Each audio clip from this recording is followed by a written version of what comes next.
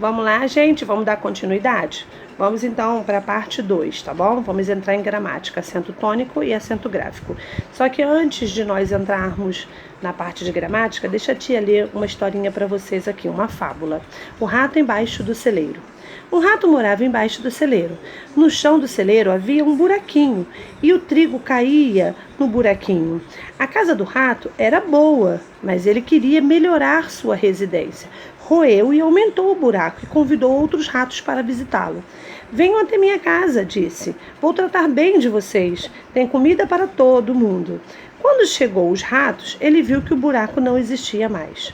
Um camponês notou aquele buraco grande no chão e acabou tapando o buraco. Bom, aqui não vem dizendo a conclusão nem a moral da história, mas a tia chegou a uma conclusão que, se vocês chegarem a uma conclusão diferente, depois a gente pode conversar sobre isso, tá? Mas eu cheguei a uma conclusão que, quando nós temos algo, nós temos que valorizar aquilo que nós temos, porque nada a gente ganha ou recebe fácil. Tudo, às vezes, vem com sacrifício, né? O sacrifício de levantar cedo, trabalhar, né? Trazer algo para dentro de casa, assim que as famílias fazem. Nesse momento, o ratinho não valorizou aquilo que ele tinha, né? Então, a minha conclusão é que nós devemos sim valorizar tudo que temos, porque, na verdade, quem muito quer, nada tem. E foi assim que aconteceu com o ratinho. Ele tinha sua moradia, ele recebia alimentos todos os dias, porém aquilo não era o suficiente. Ele acabou abrindo um buraco maior para receber mais comida e o camponês acabou tapando a sua casinha, né? Então, quem muito quer, nada tem. Bom, vamos lá. Na letra B, está escrito assim: escreva a sílaba tônica das palavras do texto. O que vocês vão fazer? Dentro dos quadros azuis ou roxo, não sei como está no livro de vocês, tem umas palavras. Vocês vão pegar o pedacinho forte e vão colocar dentro dos quadradinhos. Após vocês fazerem isso, vocês vão pintar o quadrinho em que há um sinal sobre a vogal, sobre a sílaba forte. Então vamos lá, gente. Vamos relembrar só um pouquinho sílaba tônica, tá? Lembra que a tia explicou para vocês que a sílaba tônica é o pedacinho forte da palavra?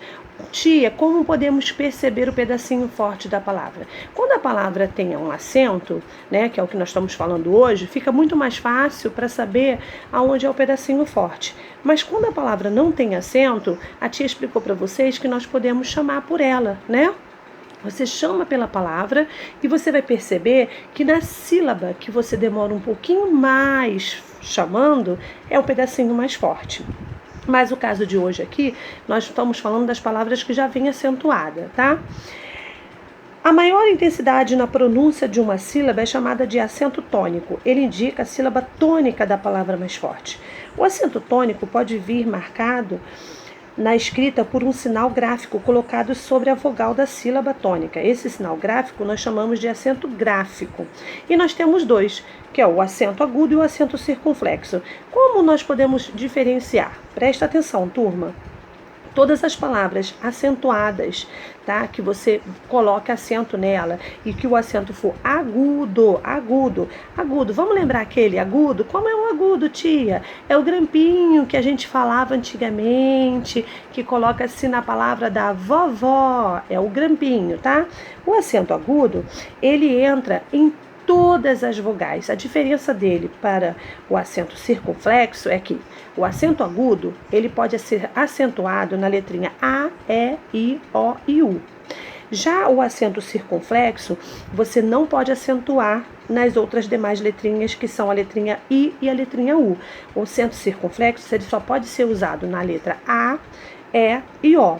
O acento agudo, quando nós chamamos por ele, ele indica um som aberto, fábula, pés. Já o acento circunflexo, ele indica um som fechado, trânsito, vocês, cômico. Então, nós podemos diferenciar ao falar e diferenciar também na hora de acentuar. Acento agudo, você pode colocar o grampinho em cima de todas as vogais, quando ela for acentuada a palavra. E já o acento circunflexo, você só pode acentuar com um chapéuzinho em cima da letrinha A, E ou a letrinha O. Tudo bem? Vamos continuar. Olá, turmas, tudo bem? Hoje nossa aula será de português, parte 1, tá? Quarta-feira. nós vamos dar continuidade no nosso livro de português. Vamos falar um pouquinho sobre poesias. Nós já vimos anteriormente, né, no nosso livro e vamos dar continuidade. Bom, vamos lá, galera. Aqui na página 46 e 47, nós temos 3 poesias. Um formato de um relógio, onde fala sobre o tempo passar devagar, o tempo ir mais lento. Na segunda poesia, ele vem em formato de uma xícara, onde as palavras saem em forma de fumacinha. E no poema 3, fala-se em formato de uma linha que ela vai em zigue-zague em direção à agulha, o formato que ela entra na agulha, né? Então ela vai de zigue-zague até entrar dentro do buraquinho da agulha. E aí, após ler os 3 poemas, vocês somente irão conversar com os pais de vocês sobre a questão número 1. Não precisa responder no livro nem no caderno. Oralmente, vocês irão conversar. Como essa atividade nós teríamos que fazer juntos, mas como não estamos juntos, vocês podem conversar com os pais, tá bom? Vem assim: que partes do relógio foram usadas para escrever esse poema? Olha lá no poema 1. Quais partes do relógio, naquele lugar onde tem as palavras, o que estaria ali? Por que a hora demora para se mover? Puxa vida, como a tia falou anteriormente, né? Ela não precisa andar rápido. Por que o poema 2 chama-se xícara? Olha lá no poema 2, olha o formato dele e vocês vão saber responder oralmente. Que objetos são mencionados no poema 3? E aí, no poema 3, vocês vão lá novamente ler e vocês vão ver quais são os 3 objetos que foram mencionados. Tá? Bom, vamos lá. Questão 2. Leia o significado da palavra entre e lugar. Tia, por que o significado justamente dessas 2 palavras? Que são as palavras que entraram no poema. Então, se vocês perceberem, no poema existe essa palavra. E aí, nós podemos pesquisar o significado dessas palavras. Caso não tivesse aqui no nosso livro, vocês poderiam estar olhando no dicionário de vocês. Mas nós temos essa possibilidade de olhar aqui no livro porque tem aqui a resposta. Está dizendo entre o que está entre 2 ou mais coisas no meio delas. Ou seja, deixa eu dar um exemplo para vocês.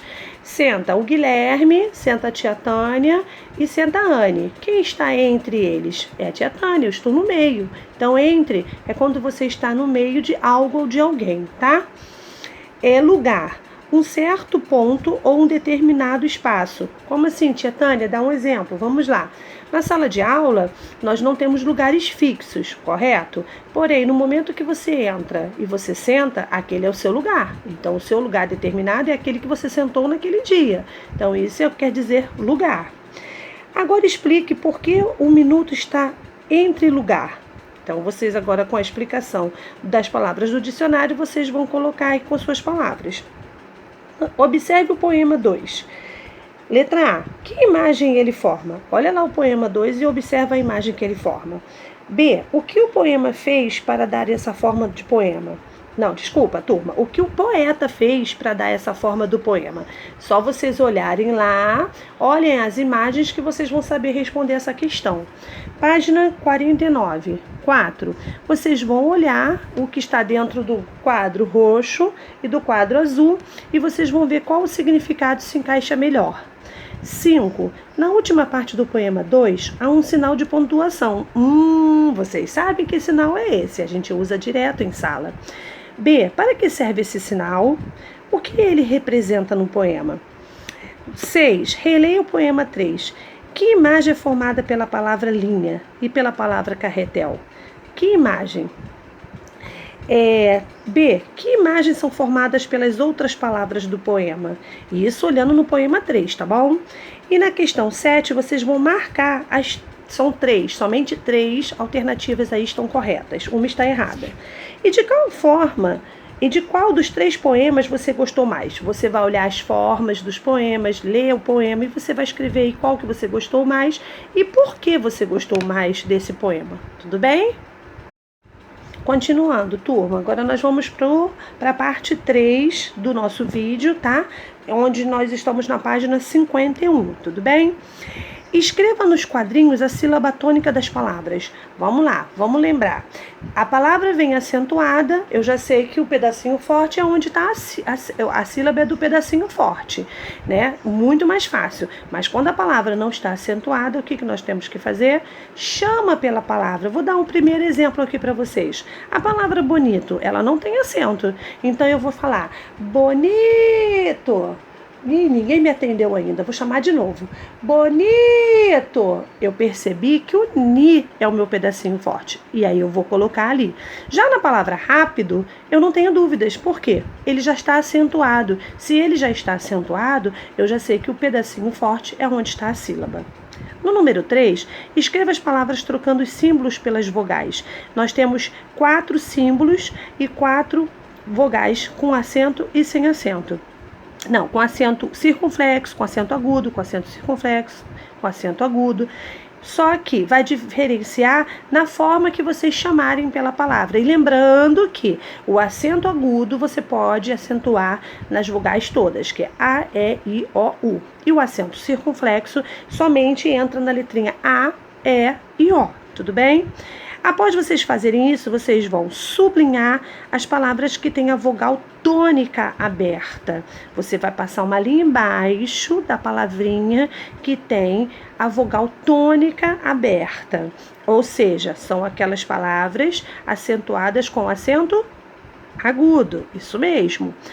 E na letra B, vocês vão circular as palavras que têm o som da vogal, ele é a tônica fechada. Ou seja, são as letrinhas A, E e a letrinha O, tudo bem? Número 4. No livro digital, faça as atividades sílaba tônica e teste seus conhecimentos. Quando nós retornarmos, a gente faz esse joguinho na sala, tá? Que é aquele joguinho que a tia coloca no quadro, no iPad, e a gente faz as brincadeiras. No número 5, leia as palavras em voz alta. Escreva no diagrama as sílabas das palavras deixando a sílaba tônica no degrau mais alto, como nos exemplos. Por exemplo, o primeiro já está prontinho aqui, cavalo. Simplesmente, gente, é separar as sílabas. Separar as sílabas, vocês sabem, tiram de letra. Cá, primeiro degrau. Vá, segundo degrau. Lo, terceiro degrau. E assim vocês vão fazer sucessivamente em todas as palavras. Após vocês fazerem isso, vocês vão colocar lá embaixo se ela é paroxítona, oxítona ou proparoxítona. Como assim, tia? Vamos lá. Oxítona, a última sílaba mais forte. Café. Paroxítona, a sílaba do meio, a antepenúltima. A penúltima. Panela. E a proparoxítona, mágico, é a sílaba mais forte. E aí vocês vão acentuar. Última, oxítona, penúltima, paroxítona, antepenúltima, proparoxítona. Tudo bem até aí? Vamos lá, turma, vamos para o último vídeo. Vamos finalizar a página 52 e 53, tudo bem? Vamos lá. Nós vamos continuar falando sobre a sílaba tônica e aí vamos tirar mais dúvidas sobre duas palavras, onde na hora de se escrever e na hora de se pronunciar. Por quê? Na hora de escrever, eu escrevo cara, que quer dizer o mesmo que rosto. Mas na hora que eu coloco a mesma palavra, porém, eu vou acentuar essa palavra, ela vai ficar escrita cará. Cará, tá? É um tubérculo comestível que tem a casca marrom e é branco por dentro. Ele é parecido, ou seja, provavelmente ele deve ser da família do aipim, do inhame, que a gente conhece bem e é gostoso, né? Saudável, tem vitaminas. O posicionamento da sílaba tônica marcada ou não com acento gráfico pode gerar palavras ou significados diferentes, com certeza. Nós escrevemos palavras que no momento que você coloca um acento nelas, elas mudam o seu significado. Por quê? O acento, ele muda o som da palavra, se tornando um som aberto ou um som fechado, dependendo da acentuação. E aí aqui no número 1, está pedindo para que vocês leiam as palavras, pesquisem no dicionário o significado de cada uma delas, porque são as mesmas palavras, porém, uma está com acento e uma está sem acento. A primeira está escrito babá. Babá, vocês vão escrever do lado se ela é oxítona, paroxítona ou proparoxítona. E embaixo está escrito baba. Baba, bebê baba, né? E aí vocês vão colocar se ela é oxítona, paroxítona ou proparoxítona. Após fazer essa atividade, vocês vão para o número 2, onde aí sim no número 2 vocês vão usar aquilo que vocês viram no dicionário. Vocês vão formar uma frase com a palavra babá. Vocês viram no dicionário o que quer dizer e vão formar uma frase com a palavra baba e assim com as demais palavras que estão no número 1, tá? Então vocês vão formar no total de 2, 4, são 6 frases bem bonitas, começando com letra maiúscula, terminando com ponto final.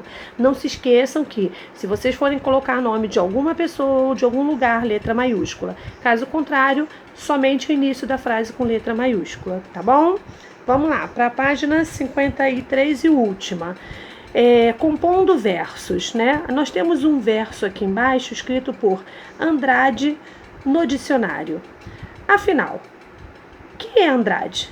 Andrade é árvore de folhas alternas? Desculpa, turma, vamos lá. Afinal, o que é Andrade? Andrade é árvore de folhas alternas, flores pálidas? Andrade é córrego? É arroio? É riacho? Igarapé, ribeirão, rio, corredeira? Andrade é morro, povoado, ilha? Perdidos na geografia, no sangue. Escrito por Carlos Drummond de Andrade. Eu, tia Tânia, conheço a palavra Andrade, mas de uma forma diferente, como um sobrenome. Eu não conhecia o Andrade dessa forma, com esse significado. Por isso que eu estou falando para vocês que existem maneiras diferentes de interpretação de palavras. E aí, o nosso português, ele é imenso, ele é diversificado, né? E a gente vai aos pouquinhos conhecendo. Converse com um colega ou com um professor, no caso vocês vão estar conversando em casa com a família. Você já conhecia a palavra Andrade? Foi o que eu falei para vocês. Andrade que eu conhecia não seria nessa forma, desse significado, falando das qualidades de uma árvore. Na sua opinião, por que o poeta escolheu justamente esta palavra Andrade para poder falar da árvore? Sublinha os versos esdrúxulos. Esdrúxulos, vocês vão lá no texto, vão sublinhar. Tia, o que são esdrúxulos? Tá? São palavras que fogem do padrão, são palavras que vocês não conhecem, que não combinam diretamente com o que está ali. Vamos lá. Agora você e um colega vão criar alguns versos. No caso, vocês vão fazer sozinhos, né? Vocês vão criar um verso, não precisa ser... Tia, eu não consegui 2, consegui 1. Tudo bem, você vai colocar um verso bonitinho, tá? E aqui embaixo nessas linhas. Essas atividades de português, elas nada mais, nada menos são do que uma fixação, porque nós vimos anteriormente, né, o que é uma sílaba tônica, então, assim, não há dificuldade. Mas caso haja dificuldade, as famílias sabem onde encontrar a tia Tânia, e a tia Tânia pode estar orientando vocês através do Zap, tá bom? Uma boa quarta-feira para vocês, até amanhã, fiquem com Deus, beijos!